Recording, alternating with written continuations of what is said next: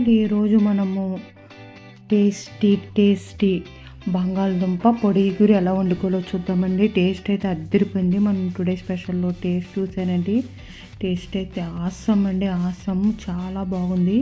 ముందుగా దీని తయారీ విధానము మనము చూద్దామండి.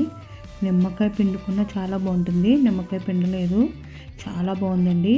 ముందుగా దీని తయారీ విధానము 3 పెద్ద సైజు బంగాళదుంపలను శుభ్రంగా వాష్ చేసుకొని మధ్యలో కట్ చేసుకుందామండి. కుక్కర్లో విజిల్ వేయించుకుందాము, బాగా ఉడుకుతాయని. ఇలా పెద్ద దుంపలు కాబట్టి ఇలా మధ్యలో కట్ చేసుకుందాము. ఈ కుక్కర్లో వేసుకొని ఇవి మునిగే వరకు వాటర్ వేసుకొని హై ఫ్లేమ్లో 2 విజిల్స్ వేయించుకుందామండి. అయితే బంగాళదుంపలు విటమిన్లు, ఖనిజాలు, ఫైబర్ వంటి పోషకాలతో నిండి ఉంటాయంటండి. బంగాళదుంపను తినడం వల్ల ఆరోగ్యానికి చాలా ప్రయోజనాలు ఉన్నాయంటండి. ఇలా దీనికి కావాల్సిన పదార్థాలన్నీ ఇలా రెడీ చేసుకొని పెట్టుకుందాము. ఇప్పుడు ఆవిరిపోయిన తర్వాత విజిల్ తీసుకుని చూసుకుందామండి. దీనికి మసాలా పేస్ట్ను రెడీ చేసుకుందాము.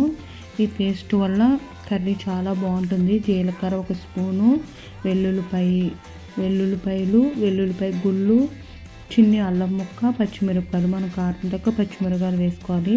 ఇవి వేసుకొని మనం మిక్సీ పట్టుకుందామండి.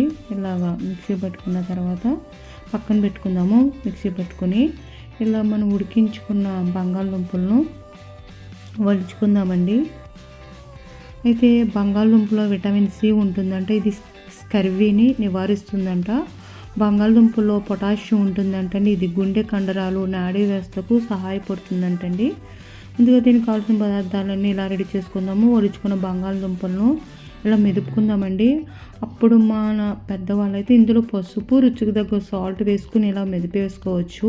నేనైతే కర్రీలో వేద్దామని అందులో పొటాటోలో ఆ ఉడికించిన దాంట్లో వేయలేదండి. ఇలా పాన్ పెట్టుకుని ఆయిల్ వేసుకొని మినపప్పు, శనగపప్పు, ఆవాలు, కొద్దిగా జీలకర్ర కూడా వేసానండి.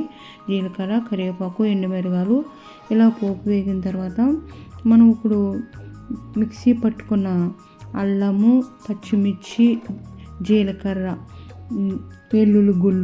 ఒలిచిన వెల్లుల్లి గుళ్ళు వేసి మిక్సీ పట్టిందండి. మిక్సీ పట్టిన దాన్ని కూడా వేసి ఇలా వేసుకొని ఇందులో ఉన్న పచ్చివాసన లేకుండా దోరగా వేయించుకుందాము. అయితే బంగాళదుంపల్లో ఫైబర్ ఉంటుందంటండి, ఇది జీర్ణక్రియకు సహాయపడుతుందంట. బంగాళదుంపలను తినడం వల్ల మలబద్ధకం కూడా తగ్గుతుందంటండి. ఇప్పుడు మనము పచ్చిమిర్చి పేస్టు, అల్లము వేసిన పేస్టు పచ్చివాసన లేకుండా దోరగా వేగిన తర్వాత మనం కోసి పెట్టుకున్న ఉల్లిపాయ చీరుకులు కూడా వేసుకొని సాఫ్ట్గా మగ్గించుకుందామండి.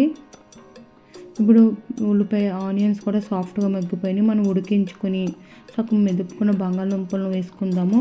ఇప్పుడు కర్రీలో ఫ్రై చేసుకున్నప్పుడు ఇవి మెదుపుకుంటే మనకి పొడిలాగా అయిపోతుందండి, ముద్దకూరలాగా అవుతుంది.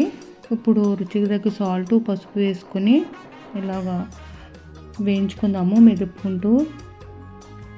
మనకు ముక్కలాగా ఉంచుకున్నా బాగానే ఉంటుంది. మనకి ఇప్పుడు ఇలా రైస్లోకి కలిసిపోతూ చాలా బాగుంటుందండి ఈ కూర. నిమ్మకాయ వేసుకున్నా బాగుంటుంది, చాలా బాగుంటుందండి.